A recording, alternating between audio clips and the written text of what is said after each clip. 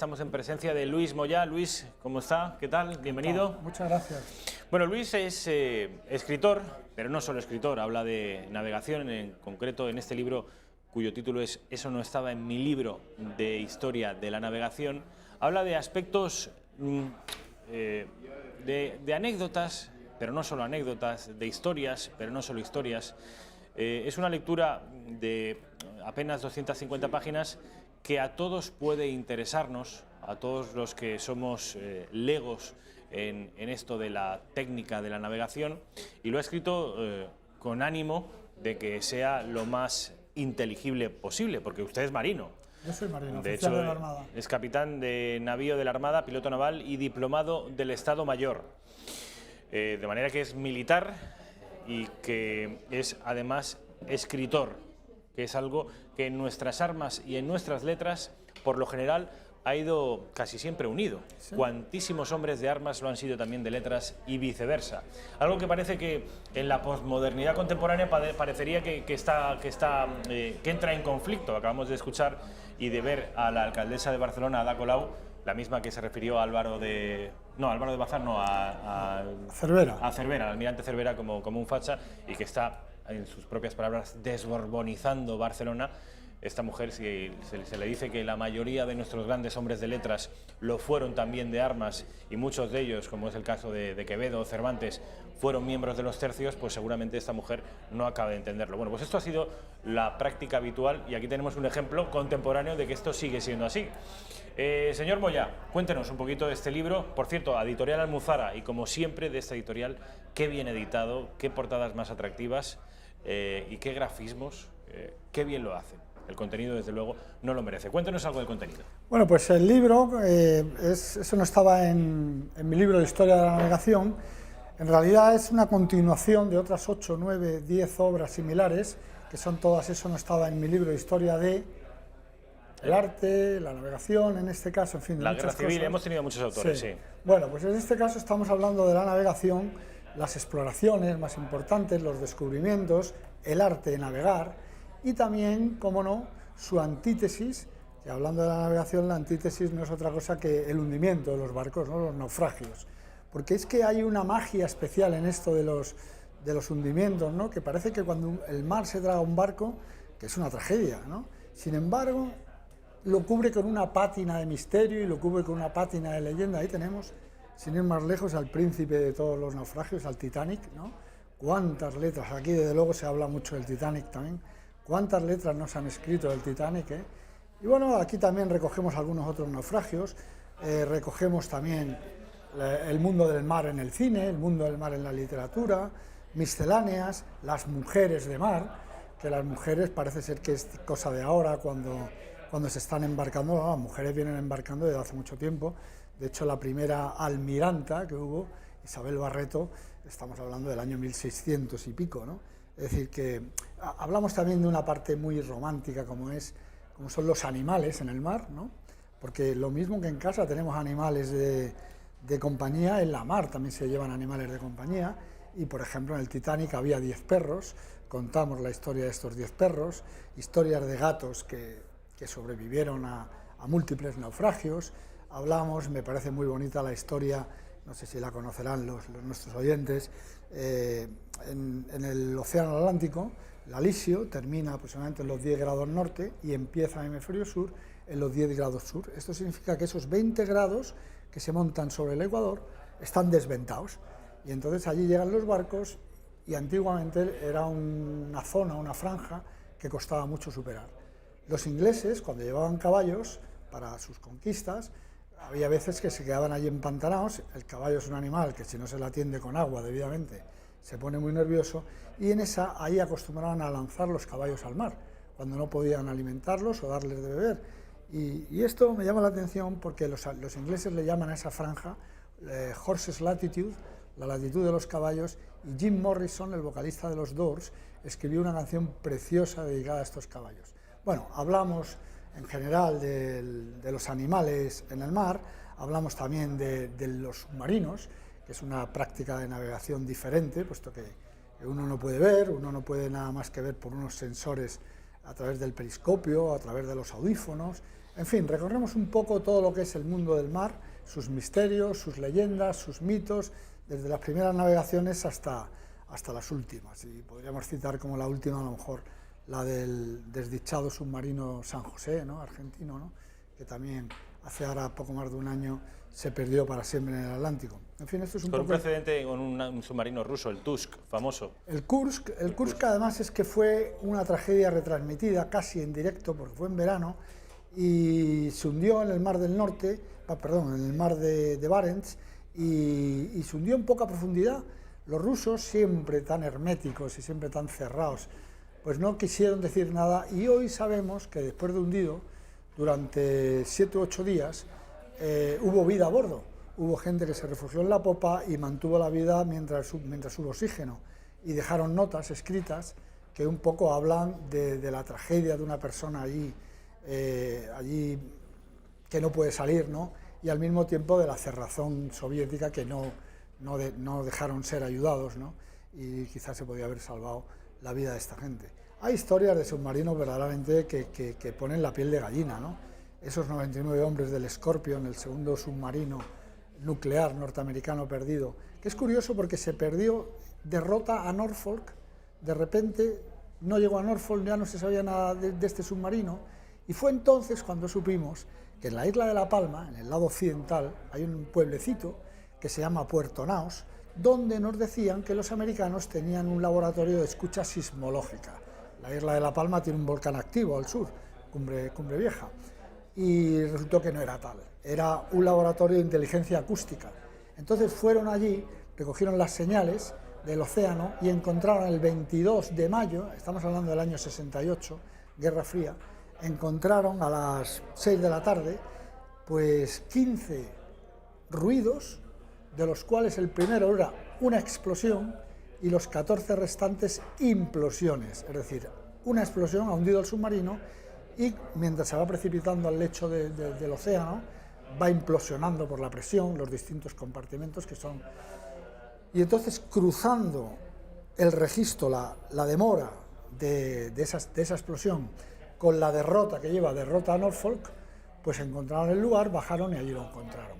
Hoy todavía se discute qué fue lo que lo hundió, que principalmente las dos hipótesis más importantes, una es que fueron los rusos, porque pocos meses antes los rusos habían perdido otro submarino al norte de las Hawái y pensaban que había sido cosa de los americanos, pero lo más posible es que fuera que ese submarino llevaba un torpedo, que era una innovación, era la primera vez que se llevaba, que era un torpedo acústico, no se habían usado nunca, y los torpedos en Guerra Fría, y los submarinos llevan los de combate, de manera que cuando tienes un problema en el tubo lanzatorpedos lo que haces es largarlo y te lo quitas.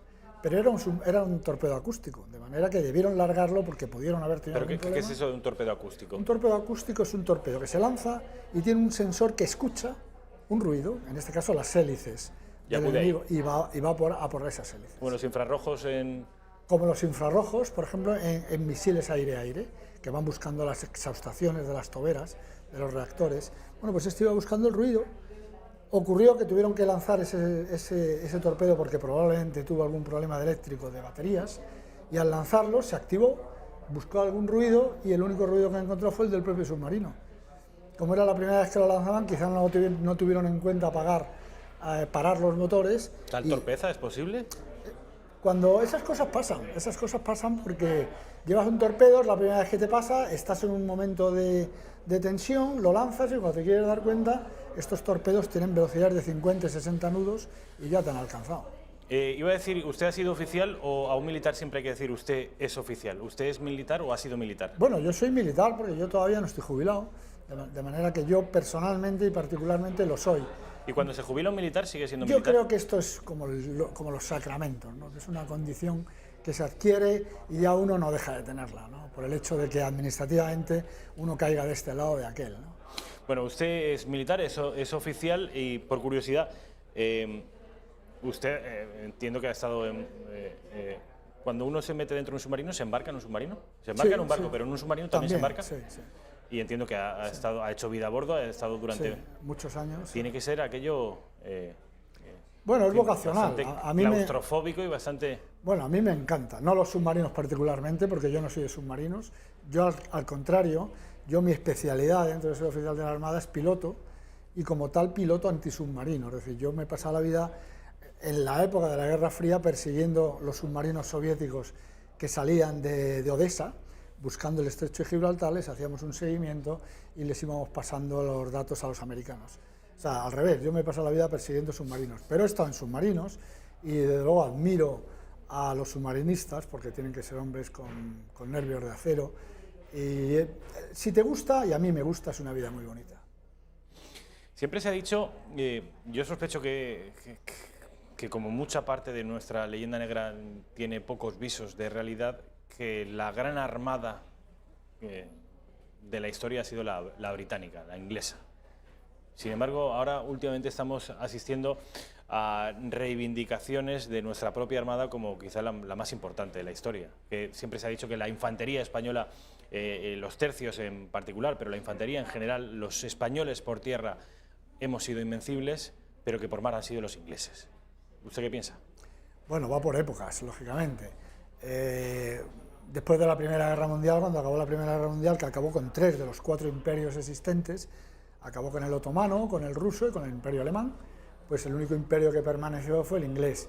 Y allí, a partir de ese momento, aunque ya tenían cierta preponderancia, lógicamente la Armada inglesa fue la dueña de los mares. Pero hay una curiosidad, hay un himno que cantan los ingleses a pulmón lleno, que es que Britannia rules the waves, Inglaterra gobierna las olas, ¿no? Este himno se acuñó cuando atacaron Cartagena de Indias, ¿no? Cuando atacaron Cartagena de Indias, que hubo un momento en que Edward Vernon, el almirante británico, dio por terminada la batalla, consideró que había vencido, vendió la piel del oso antes de cazarlo, envió una fragata a Jamaica, y de allí la noticia saltó a la metrópoli, a Londres, de que habían tomado Cartagena de Indias, que era la llave del imperio. La expedición británica no era una expedición de conquista, era una expedición para penetrar en todo Sudamérica y habérsela quedado. Hoy 500 millones de sudamericanos y centroamericanos que hablan castellano hablarían inglés si no fuera por Blas de Lezo, que se defendió. Pero el caso es que la noticia llegó a Inglaterra. La bolsa subió como la espuma.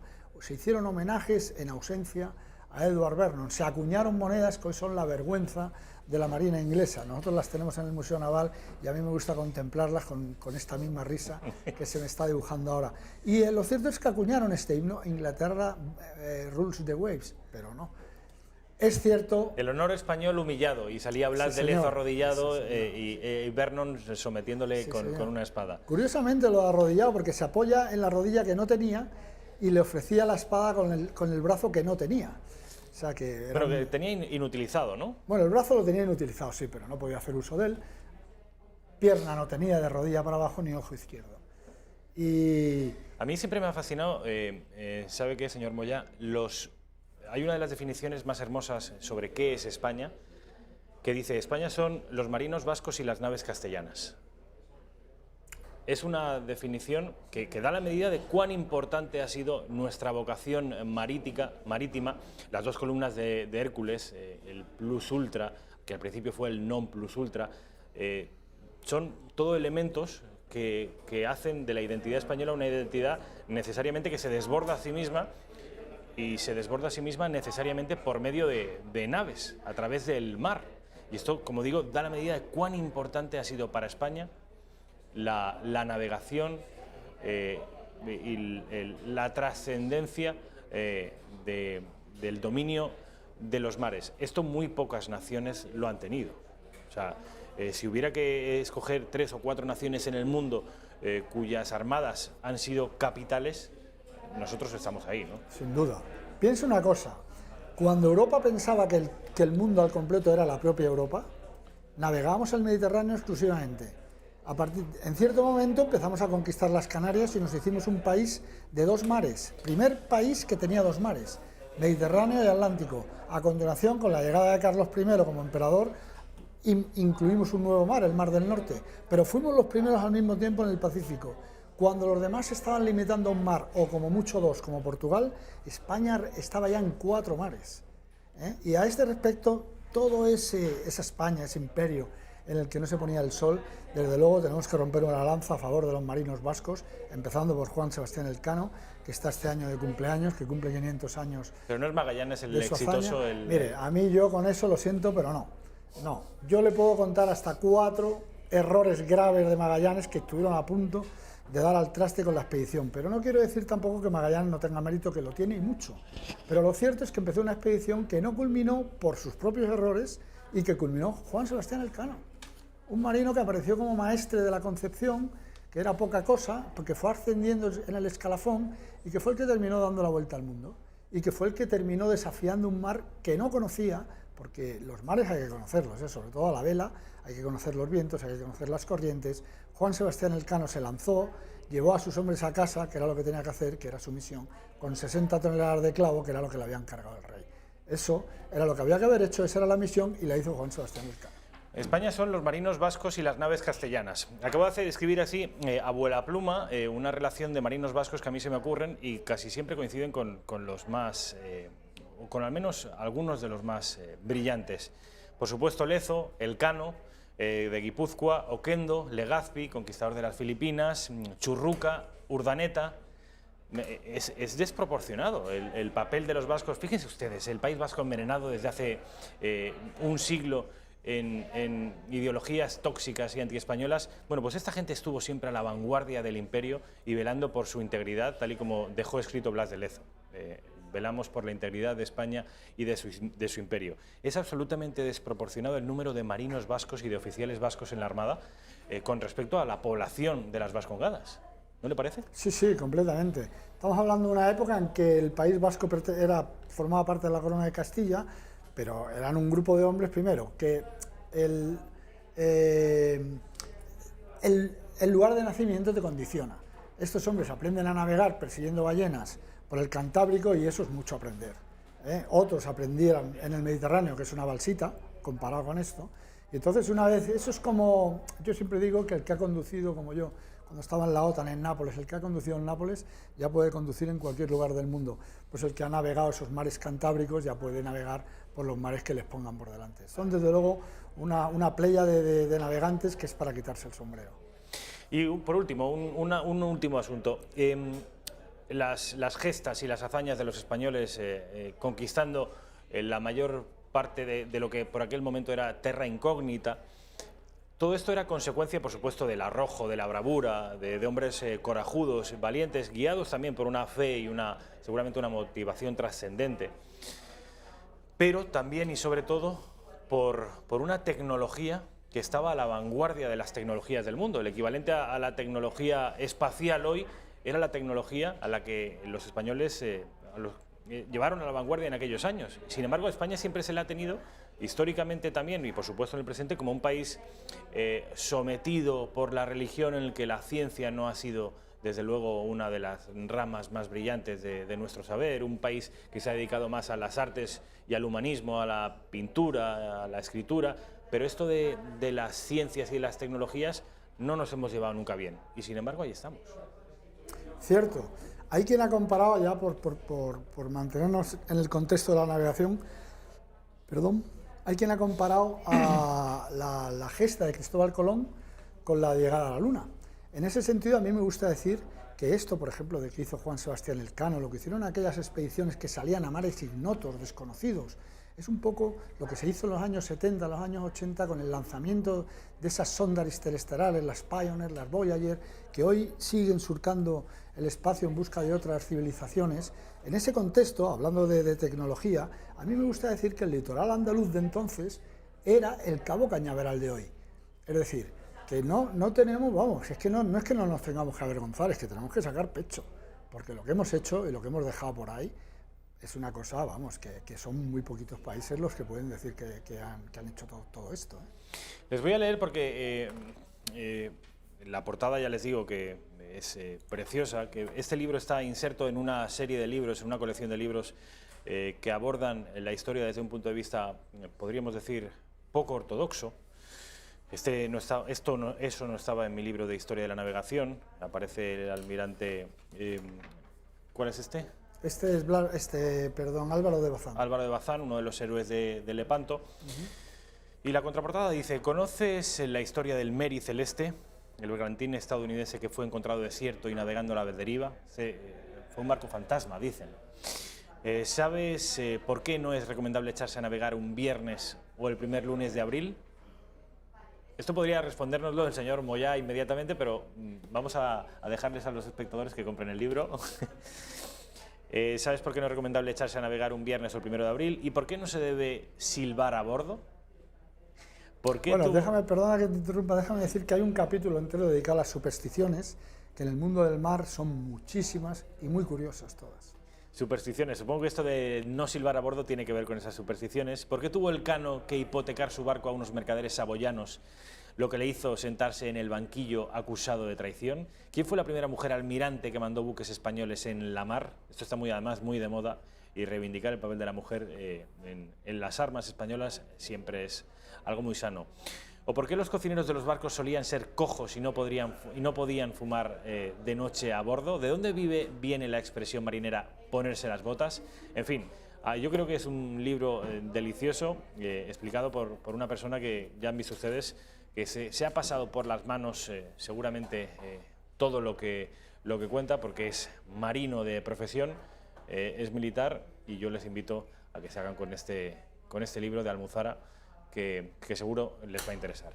Señor Moyá. Muchas gracias. Ha sido un placer. Mil gracias Igualmente. por estar aquí en la Redacción Abierta.